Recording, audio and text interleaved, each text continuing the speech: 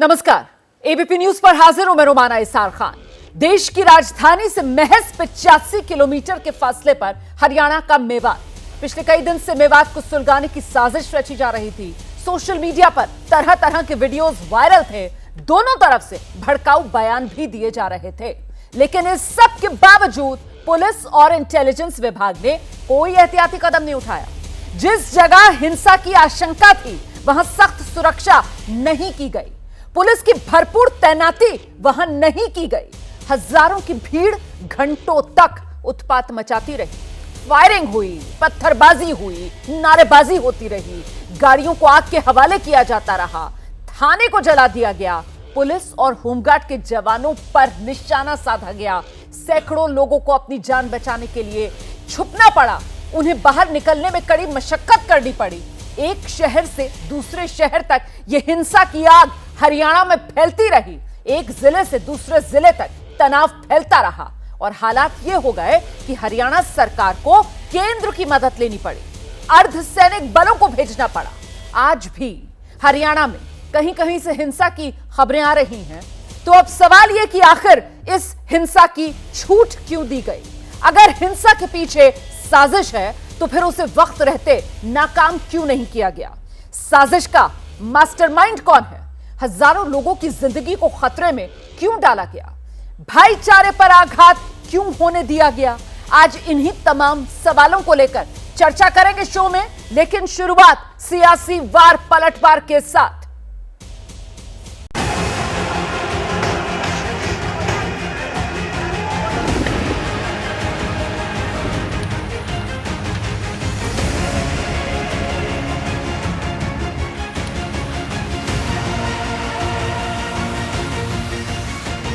ये तो किसी ने जहर घोला है, किसी ने इंजीनियरिंग की है, किसी ने मास्टरमाइंड किया है, किसी ने प्रदेश की और देश की शांति को भंग करने का षड्यंत्र किया है। हम उसके खिलाफ कार्रवाई करेंगे। प्रदेश की सरकार समय पर कदम उठाती तो पूरी तरह से सतर्कता नहीं बरती गई। मैं कह चुका हूँ, ये administrative failure of the government. Khattar साहब, आपसे निवेदन करूंगा कि आप कानून व्यवस्था को कायम करने में पूरी तरीके से फेल हैं। आपके गृह मंत्री कह रहे हैं कि इस साजिश की इंजीनियरिंग हुई है। इस इंजीनियरिंग के अंदर कौन कौन शामिल है? वो इंजीनियरिंग करने वाले लोगों को तलाक के पीछे जल्द से जल्द भेजें।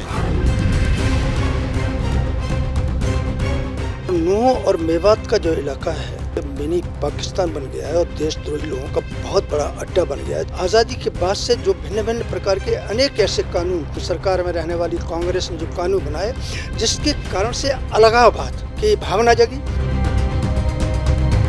तो डबल इंजन गवर्नमेंट में बाहर आए और साजिश बनाए और लॉ एंड ऑर्डर जिसकी सब्जेक्ट है वो गृह मंत्री बैठ के सो रहे थे क्या?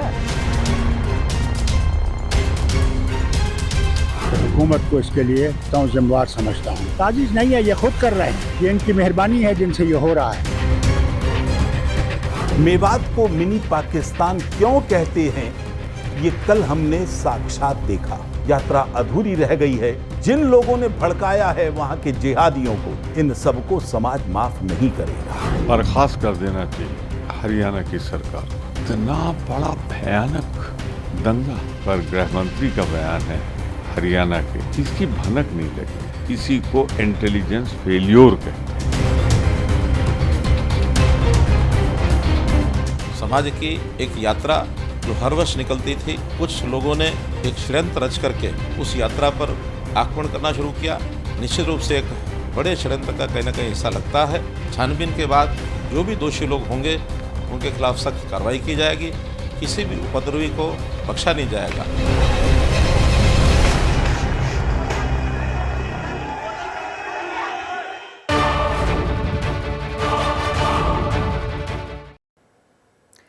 मेवात हिंसा की जड़ में माना यह जा रहा है कि सोशल मीडिया पर वायरल भड़काऊ वीडियो, जिसमें एक किरदार मोनू मानेसर का है और दूसरा किरदार नूह के फिरोजपुर झिड़का से कांग्रेस विधायक मामन खान का भी है। आरोप है कि मामन खान ने भड़काने वाला बयान दिया।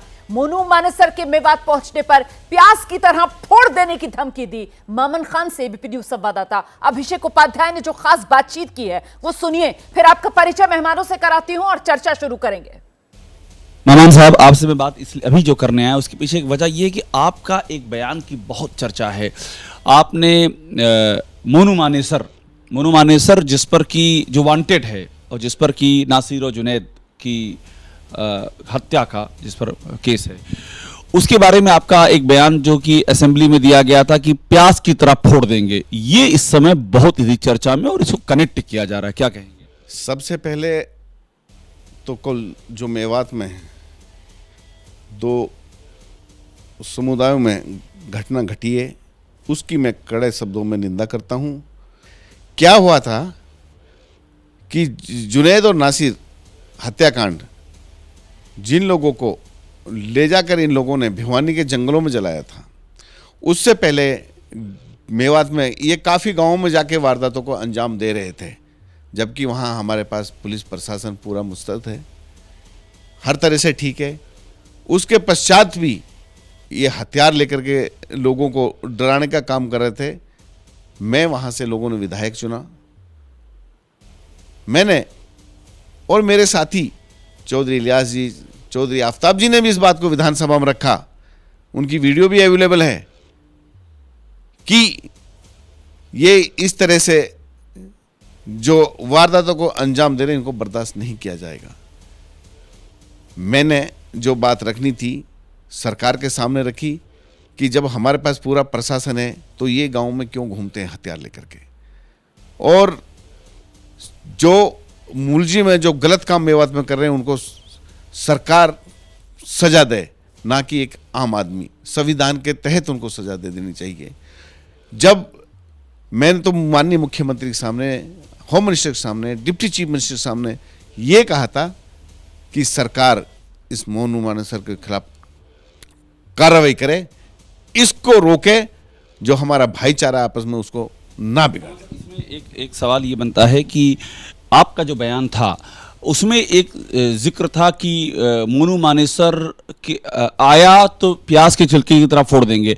मोनू मानेसर ने एक वीडियो जारी कर दिया अपना, ये जो शोभा यात्रा, ब्रिजमंडल शोभा यात्रा, उसमें कहा कि मैं भी आ रहा हूं, इसलिए दोनों बातें कनेक्ट होती हुई बताई जा रही।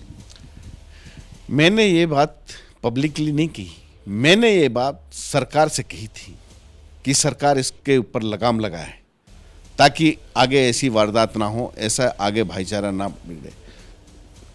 मैं आपका परिचय कराती हूँ। खास मेहमानों का पैनल इस वक्त हमारे साथ मौजूद है। कांग्रेस प्रवक्ता सुरेंद्र राजपूत, सूरजपाल अमूजी अध्यक्ष हैं करणी सेना के स्टूडियो में मेरे साथ मौजूद है। खनेंद्र भारद्वाज आम आदमी पार्टी के प्रवक्ता हमारे साथ मौजूद है। राजनीतिक विश्लेषक शुभ रास्ता हमारे साथ जुड़ रही हैं। एआईएमआईएम के प्रवक्ता मोहम्मद फरहान हमारे साथ मौजूद है। लेकिन सबसे पहले आपको सीधे लेकर चलेंगे ग्राउंड जीरो। हमारे सहयोगी अभिषेक उपाध्याय इस वक्त हमारे साथ मौजूद हैं। कुछ ही देर पहले अभिषेक उपाध्याय ने जो मामन खान से बातचीत की है वो हमने आपको सुनाई, और इस बातचीत के बाद जो तस्वीर उभरती है अभिषेक उपाध्याय, वो ये कि साजिश और षड्यंत्र से बढ़कर ये पूरा मामला सीधे सीधे पुलिस प्रशासन इंटेलिजेंस की फेलियर का नजर आता है। देखिए, इसमें दो राय नहीं कि पुलिस प्रशासन की फेल्योर तो साफ तौर पर दिख रही है रोमाना। और देखिए, मामन खान ने जो कहा, इसके पहले मैंने आफ्ताब अहमद जो कांग्रेस के नूह से विधायक है उनसे भी बात की है, मैंने एडीजी लॉ एंड ऑर्डर से बात की, और खुद हरियाणा पुलिस के एक जवान से रोमाना जो ऑन रिकॉर्ड ये कह रहा है कि 3 से 4 पुलिसकर्मी नूह के साइबर थाने में और 1000-1500 की भीड़ चारों ओर। यानी कि ये पुलिस की तैयारी का लेवल था कि उनको यही इल्म नहीं था कि आखिरकार यहाँ पर हो क्या रहा है, कितनी संख्या में लोग आ जाएंगे। और ये वीडियो वायरल था, मोनू मानेसर का वीडियो भी वायरल था रोमाना। ये एडीजी लॉ एंड ऑर्डर ने ऑन रिकॉर्ड मेरे इंटरव्यू में माना है कि उनको जानकारी थी वीडियो वायरल था। तो इतनी सारी थी, मामन खान का बयान वायरल था, कांग्रेस के जो विधायक हैं, मोनू मानेसर का वीडियो वायरल था, इतनी सारी चीजें सामने आ रही थी। और उस सब के बावजूद अगर पुलिस इतनी कम थी वहां पर, तो इससे आप समझ लीजिए कि पुलिस की तैयारी का लेवल क्या था। इसीलिए सवाल लगातार खड़े हो रहे हैं इस बात पर। बहुत शुक्रिया आपका अभिषेक उपाध्याय इस जानकारी के लिए। हम चर्चा खोल रहे हैं सूरजपाल अमूजी, मैं सबसे पहले आपके पास आ रही हूं। जिस बात का जिक्र हमारे सहयोगी कर रहे हैं कि साहब वीडियो वायरल थे, 27 जुलाई वो तारीख जब पहला वीडियो जो है वो मोनू मानेसर की तरफ से सोशल मीडिया पर डाला जाता है। और मोनू मानेसर कौन?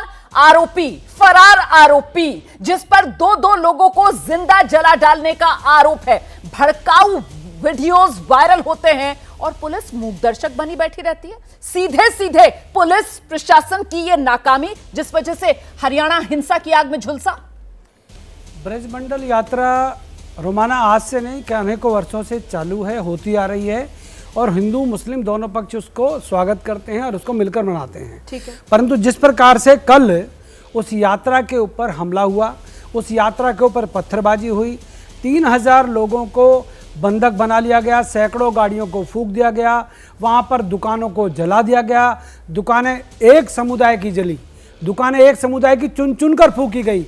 बड़कली चौक हो, मामन खान इंजीनियर जो हैं विधायक कांग्रेस के, उनका क्षेत्र हो, आफ्ताब अहमद जो कांग्रेस के विधायक है, पूरा नूह जो उनकी कॉन्स्टिट्यूंसी है, वहां पर जो तांडव हुआ है वो आपको लोगों के चैनल पर पूरे दुनिया ने देखा है। हाँ। रोमाना, मैं एक बात कहना चाहता हूँ। हाँ। मैं यहाँ पर ना मोनू मानेसर का पक्ष रखने के लिए बैठा हूँ ना किसी का, परंतु वहां पर कल जिस प्रकार से 7 घंटे हाँ। उन बुजुर्गों को, बच्चों को बंधक बनाकर रखा है, अगर वहां पर उनके लिए मैं एडीजीपी लॉ एंड ऑर्डर ममता सिंह है, मैं उनका धन्यवाद करूंगा, अगर वो वहां नहीं पहुंचती तो वहां पर क्या हालात होते। ये जो गाड़ियां आप जलती हुई दिखा रही हैं, हाँ। उस रोड की लगातार एक ही लाइन में 40-40 गाड़ियां जला दी गई और कितने लोग अभी लापता हैं, उनका फोन नहीं मिल रहा है, किसी का बैटरी डाउन हो गई, किसी का पता नहीं कहां आता है, पता नहीं है, पुलिस वालों को गोली मार दी गई। कौन लोग हैं? आप सही कह रहे हैं सर, धन्यवाद आप कर रहे हैं, अच्छी बात है, लेकिन मेरा सवाल यह है कि जवाबदेही कौन तय करेगा? जवाबदेही किससे मांगी जाए? ये जो हुआ वो नूह में दिन में हुआ और रात होते होते तक क्या हो गया? ये आग कहां तक फैली? ये आग गुरुग्राम सोना तक फैली। वहां पर क्या हुआ? एक धार्मिक स्थल को जला दिया गया। वहां पर क्या हुआ? वहां पर भी लोगों को निशाने पर लिया गया। मेरा सवाल यह है सुरेंद्र राजपूत जी कि अगर इस देश में हिंदू मुसलमान के बीच फूट होगी तो फिर किसकी सियासत को सूट करेगी? सर सुरेंद्र राजपूत जी।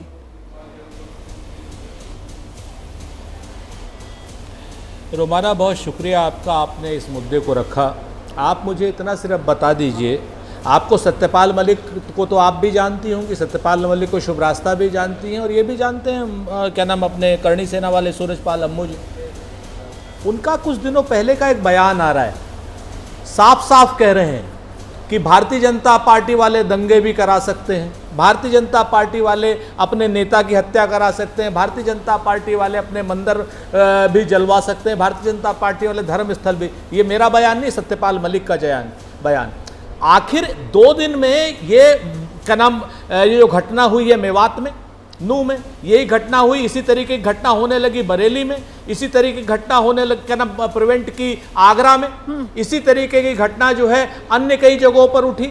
आखिर ये एक संयोग है या प्रयोग है, ये तो बताएं। और जिस अधिकारी ने बरेली को जलने से बचा लिया, मैं धन्यवाद दूंगा प्रभाकर चौधरी जो आईपीएस है, उस आदमी ने बरेली को जलने से बचाया। ऐसी घटना हो सकती थी वहां पर उस अधिकारी का ट्रांसफर कर दिया गया, उसे क्या नाम पीएससी की बटालियन में भेज दिया गया। और जिस अधिकारी ये वरुण सिंगला है, ये एसपी है जिसने यहां पर ये यात्रा की इजाजत दी थी, ये एसपी क्या नाम इजाजत दे करके और छुट्टी लेकर के भाग गया। क्यों नहीं माना जाए कि हरियाणा की पूरी सरकार इसमें जिम्मेवार है? हाँ। क्यों नहीं माना जाए कि हरियाणा का एक मंत्री, एक संतरी, मुख्यमंत्री, सारे के सारे लोग जिम्मेवार हैं इसमें? क्यों नहीं माना जाए? आज की डेट में सूरजपाल अम्मू जी अच्छी बात कह रहे एमएलए है वहां का। भाई सूरजपाल अम्मू जी वहां का एसपी कौन है? हाँ। वहां का एसओ कौन है? वहां पर पर्याप्त सुरक्षा व्यवस्था क्यों नहीं दी सरकार ने? जवाब लेते हैं। सरकार ये जो बात करती है, सरकार आज की डेट में सत्यपाल मलिक जी का जो बयान है उसको जरूर ध्यान रखना चाहिए। चुनाव आ रहे हैं और चुनाव में भारतीय जनता पार्टी के नंगे सिर्फ दंगे कराना चाहते हैं। इसके अलावा इनके पास और कुछ नहीं बचा है। महंगाई को दूर कर पा रहे हैं, ठीक है, बेरोजगारी को। अमू जी, जिस बात का जिक्र यहाँ पर सुरेंद्र राजपूत जी की तरफ से किया जा रहा है, वो कह रहे हैं कि साहब ये जो हिंसा हुई है ये संयोग या प्रयोग। और सर मैं ये बता दूं आपको कि आज सुबह से हरियाणा सरकार के जो मंत्री, उनके जो बयान सामने आ रहे हैं, वो खुद ये कह रहे हैं कि साहब ये संयोग तो नजर आता नहीं है। वो खुद कह रहे हैं कि साहब इसके पीछे साजिश है, इसके पीछे मास्टरमाइंड है। तो सर प्रयोग? सुरेंद्र भाई, मैं बिल्कुल स्पष्ट तौर पे कहूंगा, मैं राजनीतिक बात यहाँ बिल्कुल नहीं करूंगा। आप बड़े भाई हो, मैं जरा सा आपको रोक रही हूँ सर। हाँ। एक खास मेहमान इस वक्त हमारे साथ जुड़ रहे हैं। हमारे साथ इस वक्त चौटाला साहब मौजूद हैं शो में, INLD के मुखिया हैं। चौटाला साहब, बहुत स्वागत आपका ABP न्यूज में। मैं आपसे जानना चाहती हूँ सर कि ये जो हरियाणा में हुआ है इसके लिए आपको क्या लगता है, कौन जिम्मेदार? ये हिंसा क्यों हुई हरियाणा में?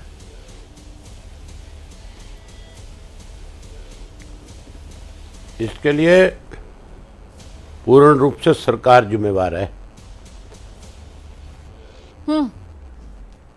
जो वीडियो ऑडियो वायरल हुए हैं, हाँ।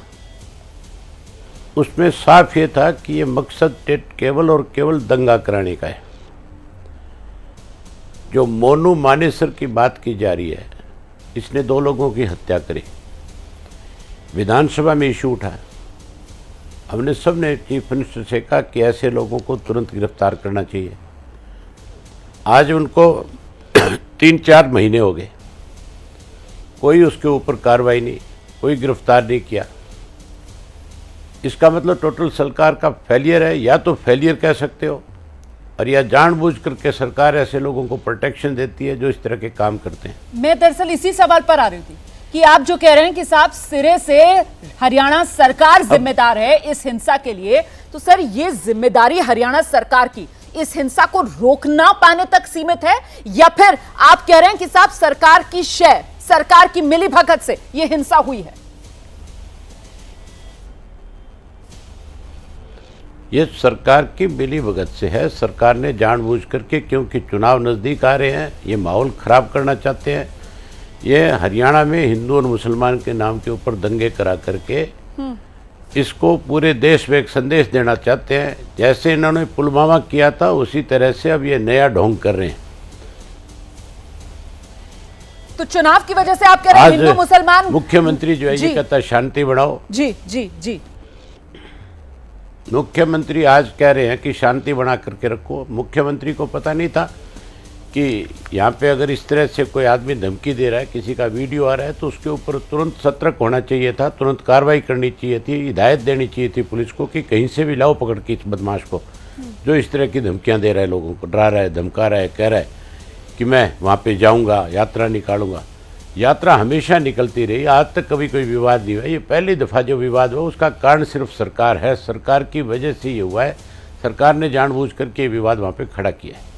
बीजेपी के सांसद का तो बयान आया सर, बीजेपी के सांसद तो कह रहे हैं कि ये जो नू का इलाका है ये मिनी पाकिस्तान बन गया है। वो तो इस तरीके के बयान दे रहे हैं। हरनाथ यादव है बीजेपी के सांसद, उनका ये बयान मिनी पाकिस्तान। हाँ तो आप ये तो आज जब बीजेपी के लोग ये कहेंगे कि ये मिनी पाकिस्तान है, इनसे पूछने वाला हो कि आज से पहले कभी भी कोई भी छोटा मोटा दंगा वहाँ पे हुआ? ये सब तुम्हारी मेहरबानी है।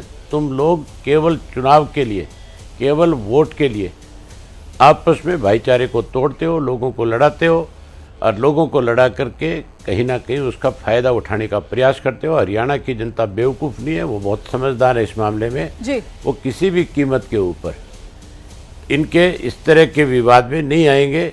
लोग इस भाईचारे को कायम करेंगे, भाईचारा फिर से उसी तरह से खड़ा होगा। इनकी असलियत सामने आ जाएगी कि इन लोगों ने किस षड्यंत्र के तहत ये सारा कुछ किया है। मैं आपके माध्यम से मेवात के लोगों से अपील करता हूं कि आप इस चीज़ को समझने की कोशिश करो। ये आपका आपस का विवाद नहीं, ये भारतीय जनता पार्टी का किया हुआ सारा का सारा काम है। इनसे सचेत रहो। ये लोग किसी के साथ दगा कर सकते हैं, ये किसी के सगे नहीं है। इन्होंने आज तक किसी के साथ निभाई नहीं है।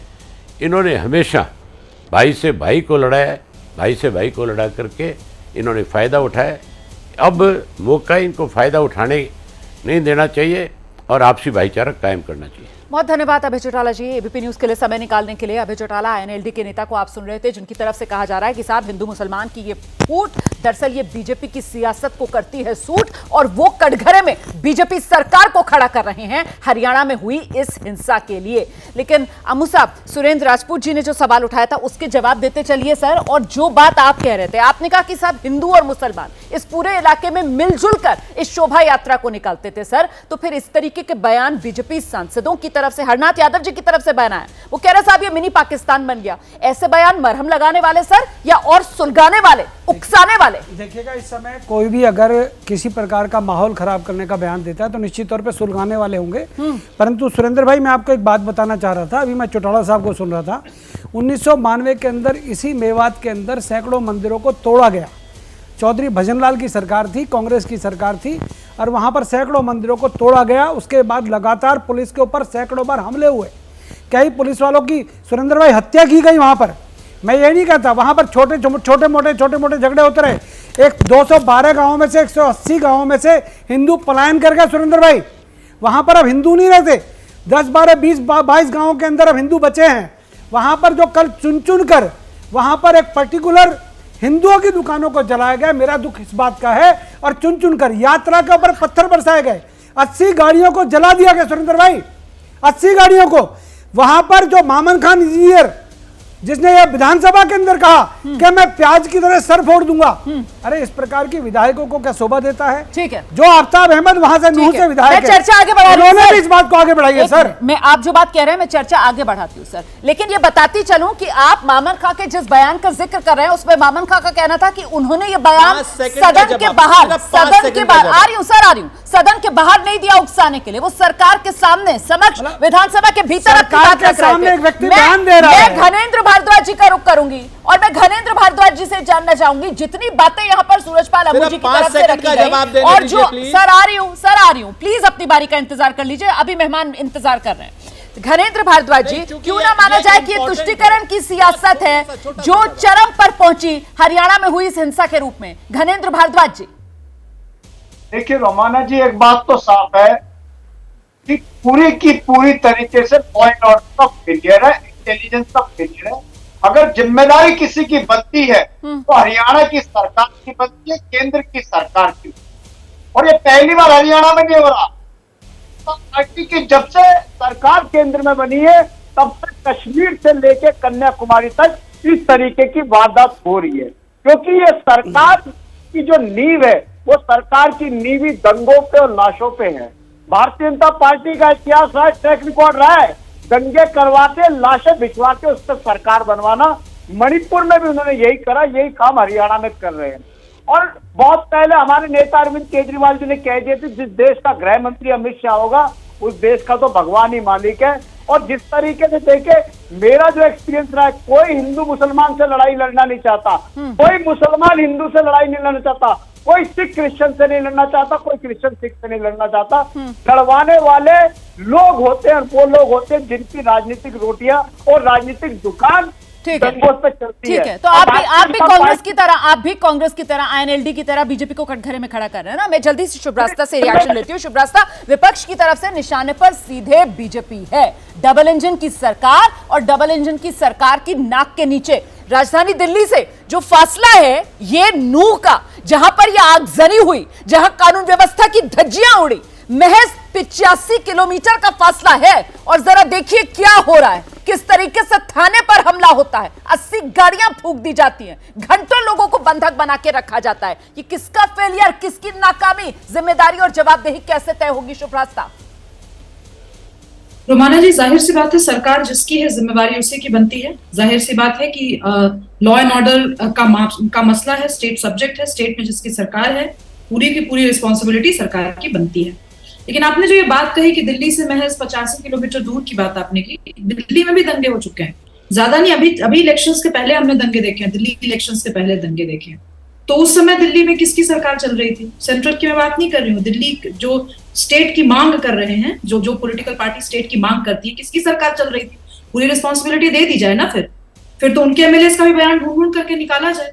आज हम दो नेताओं के बयान को बार बार कुरेद कर देख रहे हैं। हालांकि मैं मोनू मानेसर जैसे लोगों को नेता नहीं मानती, लेकिन फिर भी मैं कह रही हूँ कि आप अगर दो ऐसे लोगों का बयान है, और कांग्रेस पार्टी के वो जो नेता हैं जिन्होंने कहा हम मुक्का मारेंगे प्याज की तरह चीर देंगे, जो भी उन्होंने कहा, इन दो बयानों को बार बार रिपीट करके हम क्या करना चाह रहे हैं?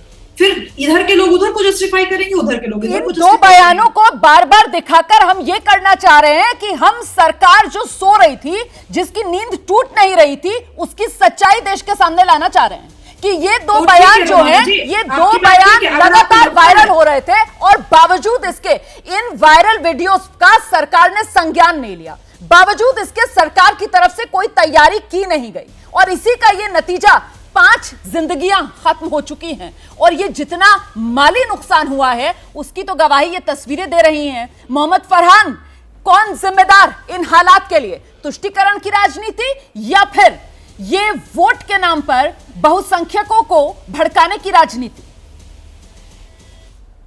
इसके लिए सीधे तौर पर सरकार जिम्मेदार है, सरकार का इंटेलिजेंस फेलियर है और सरकार को स्वेच्छा से ये बात स्वीकार लेनी चाहिए आप ये देखिए कि आप खुद ये बात कह रही हैं कि 85 किलोमीटर देश की राजधानी से दूर है और उसके बाद 5 से 6 घंटे अतिरिक्त फोर्स पहुंचने में समय लग जाता है। सोचिए कि ये कितनी बड़ी बात है, इतनी बड़ी हिंसा वहां पर हो गई और 5 से 6 घंटे तक फोर्स नहीं पहुंच पाई वहां पर। सरकार का इंटेलिजेंस क्या कर रहा था, सरकार का LIU क्या कर रहा था? गृह मंत्री जी कह रहे हैं ये अचानक घटना नहीं हो सकती है, इस घटना के पीछे कुछ लोग साजिश करता है। अरे जब गृह मंत्री जी ये बयान आप दे रहे हैं तो आप तो गृह मंत्री हैं, आप उस साजिशकर्ताओं को ढूंढ कर ले आइए ना और बेनकाब करिए कि कौन है वो लोग जिन्होंने इतनी बड़ी घटना को अंजाम दे दिया। उत्तर प्रदेश के अंदर भी इसी तरीके से बरेली में घटना हो जाती अगर प्रभाकर चौधरी जैसे ईमानदार ऑफिसर अगर सख्ती से निपटने का काम ना करते।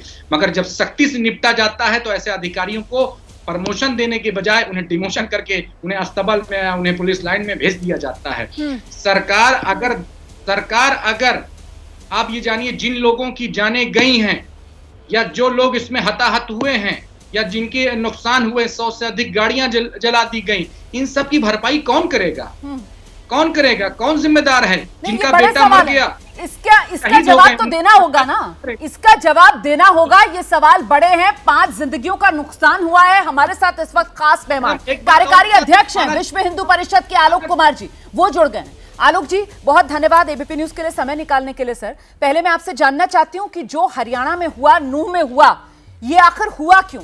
आपका आंकलन क्या कहता है सर?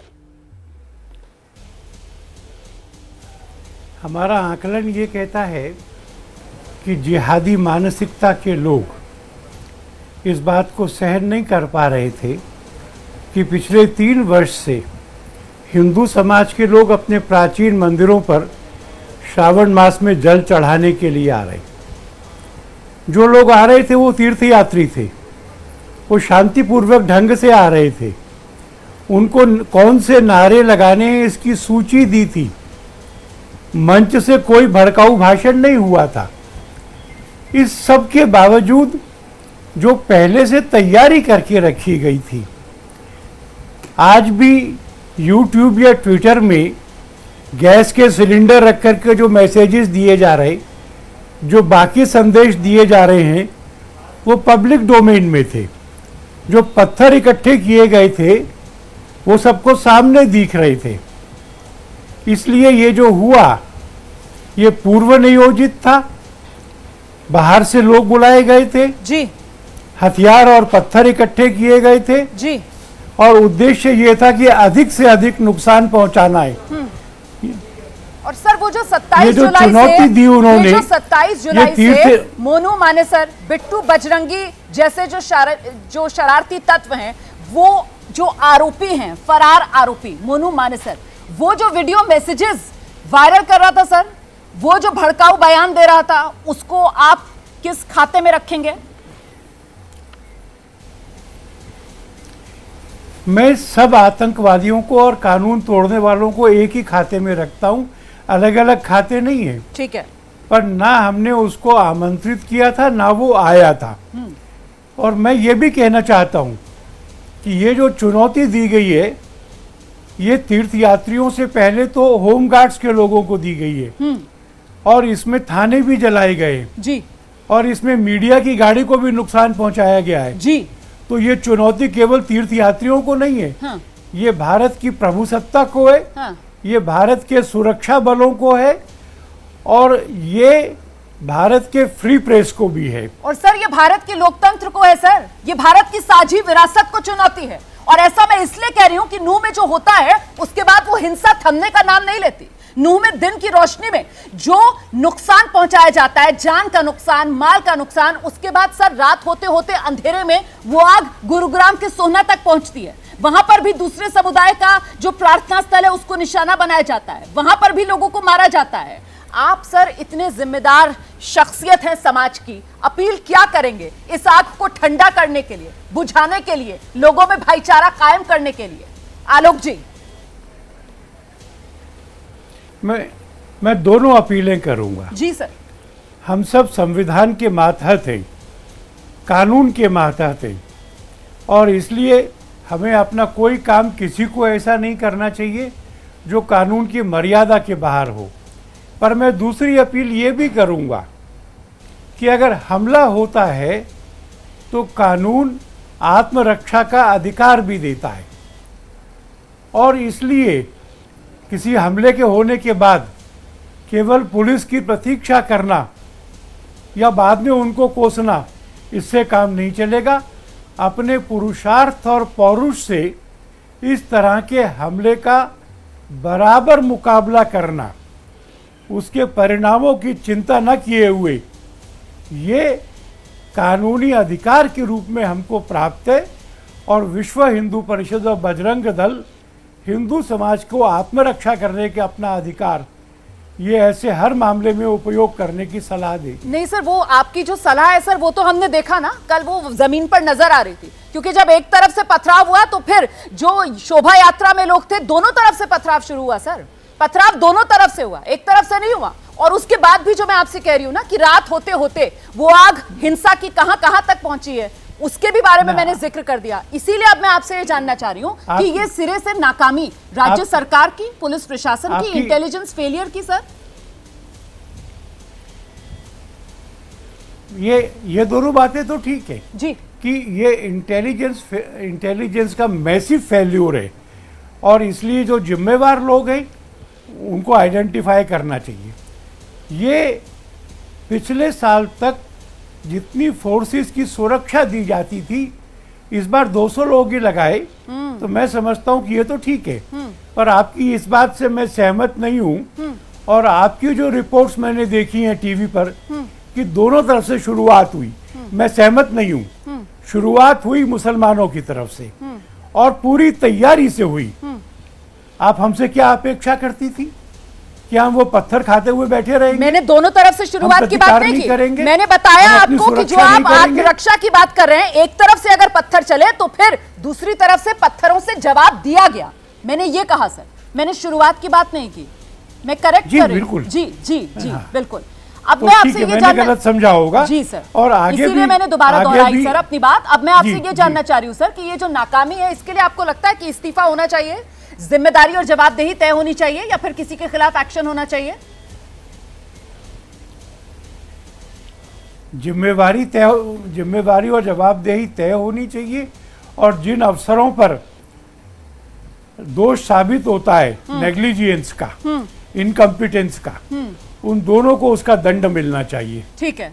एक सवाल और है मेरा, ऐसा इस बार क्या हुआ, क्योंकि यहाँ नूह और ये जो यात्रा है, ये कोई पहली बार तो निकाली नहीं जा रही है, हर साल ये यात्रा निकाली जाती है। हरियाणा करनी सेना से ताल्लुक रखने वाले अमू जी भी हमारे साथ यहाँ स्टूडियो में मौजूद हैं, और उनकी तरफ से भी ये जानकारी दी गई कि साहब नूह के अंदर ये जो यात्रा है, ये तो एक तरीके से हिंदू मुस्लिम भाईचारे की मिसाल होती है। हर बार तो हिंदू मुस्लिम मिलकर इस यात्रा में शिरकत करते हैं, इसके लिए सहूलियत करते हैं, आसानी करते हैं। इस बार क्या हुआ?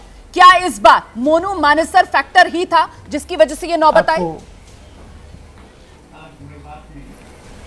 आपको ध्यान होगा कि जी कांग्रेस पार्टी के वहां से जो एमएलए हैं, उन्होंने विधानसभा में कहा था अब कोई मेवात आकर तो दिखाए। इसलिए इस बार मुसलमानों में जिहाद का प्रचार करके इसकी तैयारी उन्होंने की। प्रीमेडिटेटेड था, और यही हुआ कि मुसलमान इसमें इस बार निपटना चाह रहे थे। हमने कहा है कि विश्व हिंदू परिषद इस बात को सुनिश्चित करेगा कि मेवाड़ शांति का क्षेत्र बना रहे।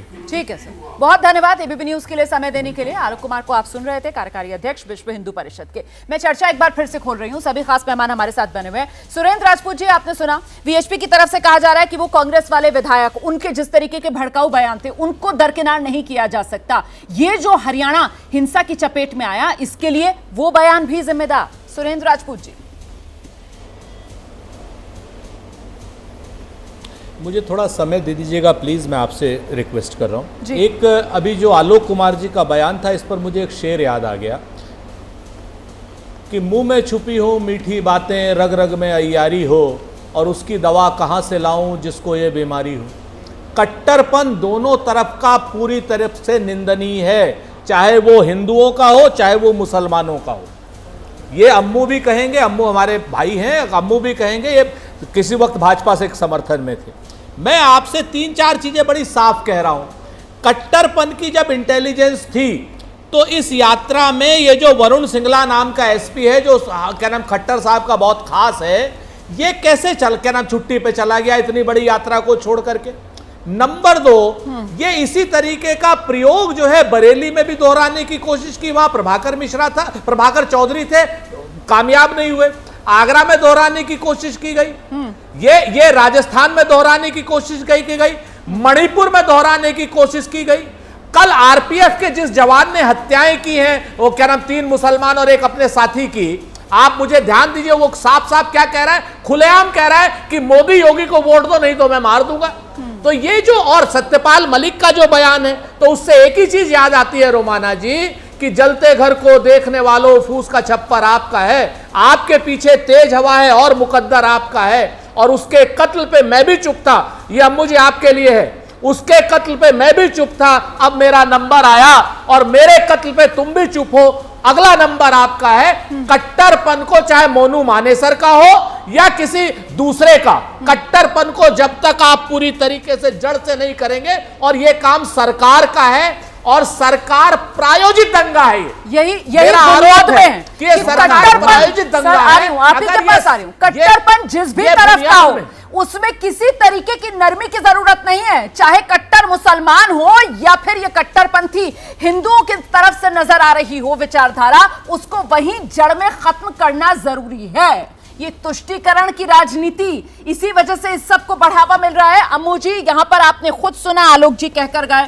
कि साहब जितनी संख्या होनी चाहिए थी सुरक्षा कर्मियों की, हर बार जितनी होती थी, इस बार उतनी नहीं है। जिस बात का जिक्र यहां पर सुरेंद्र राजपूत जी कर रहे हैं कि साहब एसपी साहब जो हैं, इतना महत्वपूर्ण आयोजन होने वाला था, सुरक्षा के लिहाज से इतना संवेदनशील मामला, वो छुट्टी पर चले गए। सर, ये चल क्या रहा था? रोमाना जी, 5 लोगों की हत्या हुई जी, 2 होमगार्ड के और 3 सिविलियंस की। ये AIMIM वाले बता दें, आप वाले बता दें, सुरेंद्र भाई बता दें। वहां पर 3000 लोगों को बंधक बनाकर रखा गया, किसने रखा? वहां पर गाड़ियां फूंक दी गई, किसने फूंकी? 5 लोगों के हत्यारे कौन थे वो बता दें। मैं किसी पॉलिटिकल पार्टी का ना तो इस समय कुछ प्रवक्ता बनना चाहता हूं ना कुछ, मेरे लोगों की दुकानें जला दी गई, हिंदुस्तानियों की कह रहा हूं सुरेंद्र भाई, मेवात के लोगों की दुकानें चाहे इधर से चली चाहे इधर से चली, परंतु पूरा मेवात फूंक दिया गया। सोना में जहां मेरा जन्म हुआ, उस सोने के अंदर पर्टिकुलर एक एरिया में लगातार दुकानें जला दी गई, किसने जलाई? वहां पर जो आतंक कल हुआ है वो देखने लायक था। ये जो मोहम्मद साहब बैठे, ये मोहम्मद साहब बैठे और आम आदमी पार्टी बैठी है, उन्हीं से जवाब ले लेती हूं। पश्चिमी बंगाल के अंदर जो गलत हुआ क्या? अम्मू जी प्लीज, अम्मू जी 1 मिनट, आराम से। ये उपद्रवी कौन है, ये क्यों बेकाबू है? मोहम्मद फरहान, इसका जवाब कौन देगा? जल्दी से। देखिए, ऐसा है रुमाना जी, मैं उस टाइम अपनी बात पूरी नहीं कर पाया, आपने किसी और से बात करना शुरू कर दी। भारतीय जनता पार्टी के एक सांसद कहते हैं कि वो मिनी पाकिस्तान है। और अभी एक संघ के वक्ता कह रहे थे कि वहां जिहादी रहते हैं, कुछ लोग कह रहे हैं वो पत्थरबाज का इलाका है। तरह तरह की बातें हैं, सारी आरोप मुस्लिम भाइयों पे लगाए जा रहे हैं। मैं एक बात सीधा सीधा पूछना चाहता हूं, तो क्यों आपने बिरादराने वतन के उन मासूम भाइयों को आग के कुएं में ढकेल दिया? जानते हुए भाई के बारे में भी 2 शब्द बोलते हैं भैया। अमुजी शाम 5 बजे की चर्चा में ऐसे नहीं करती हूँ सर, एक-एक करके सब अपनी बारी पर बोलते हैं। फरहान जी जल्दी से अपनी बात पूरी कीजिए, फिर मैं सुरेंद्र राजपूत जी के पास जा रही हूँ। घरेंद्र जी भी बारी का इंतजार कर रहे हैं, शिवराज भी। फरहान, मैंने अपनी बात कही कि जब वहां ये सरकार को पता था, सरकार के नेताओं को पता था कि वो मिनी पाकिस्तान है, वहां जिहादी रहते हैं, वहां पत्थरबाज रहते हैं, ऐसे इलाके में मासूम हिंदू भाइयों को आपने अकेले क्यों जाने दिया? वहां आप कटाक्ष कर रहे हैं सरकार पर कि सुरक्षा के पुख्ता इंतजाम क्यों नहीं किए। शुभ्रास्ता, मेरा सवाल यह है कि अगर इस तरीके से धर्म और विचारधारा को लेकर समाज में इतना बंटवारा होगा तो फिर समाज को किस दिशा में हम लेकर जा रहे हैं? ये है विकसित भारत, ऐसे सपना पूरा होगा विकसित भारत का? शुभ्रास्ता। रोमाना जी, आपका सवाल बिल्कुल सही है और ये सवाल सिर्फ आज का सवाल नहीं है, ये सवाल आज से 5 दशक पहले भी यही सवाल था, आगे भी शायद यही सवाल रहेगा। और मैं इतना ही कहूंगी कि जो घटना नूह में हुई है वो उसको किसी भी तरीके से जस्टिफाई नहीं किया जा सकता, उसके लिए पुलिस प्रशासन जिम्मेवार जरूर है। मैं लेकिन इतना ही चाहती हूँ कि आज जो घटना हुई है और जिस तरीके से आज की घटना की व्याख्या की जा रही है, आगे आने वाले समय में भी अगर ऐसी घटनाएं होती है तो उसकी व्याख्या ऐसे ही की जाए।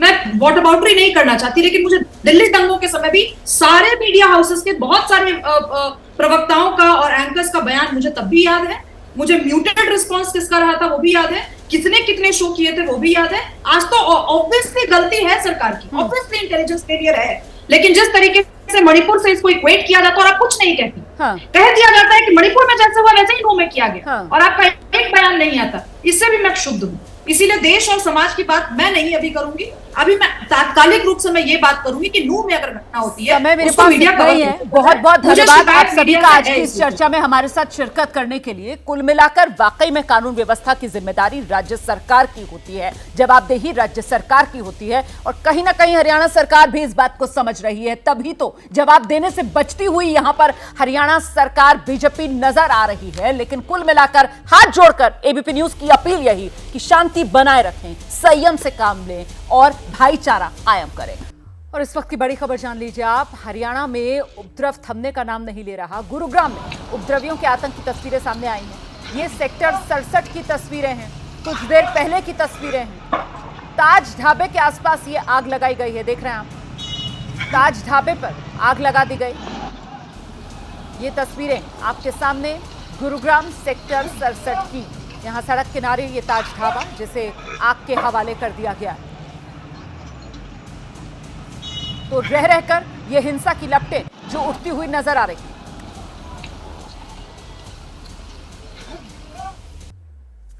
हरियाणा के नूह में हुई हिंसा पर बोले बागेश्वर धाम के महंत धीरेन्द्र शास्त्री। उनकी तरफ से कहा गया है नूह की हिंसा राक्षसी काम है। हरियाणा की हिंसा पर बाबा बागेश्वर का ये पहला बयान, पहली प्रतिक्रिया सामने आई है। हिंसा राक्षसी कृत्य, सुनिए। राम राम राम राम। ये हमारा और आप सबका देश का दुर्भाग्य है। इस प्रकार की राम के राज्य में, राम की यात्रा पर, भगवान शिव के मास में भगवान शंकर की यात्रा पर इस प्रकार के उपद्रव करना निश्चित रूप से ये राक्षसों का कार्य है। एकता, इलाज, कड़ा कानून, देशद्रोह का उनके ऊपर वो लगा करके और उनकी संपत्ति की जब्ती।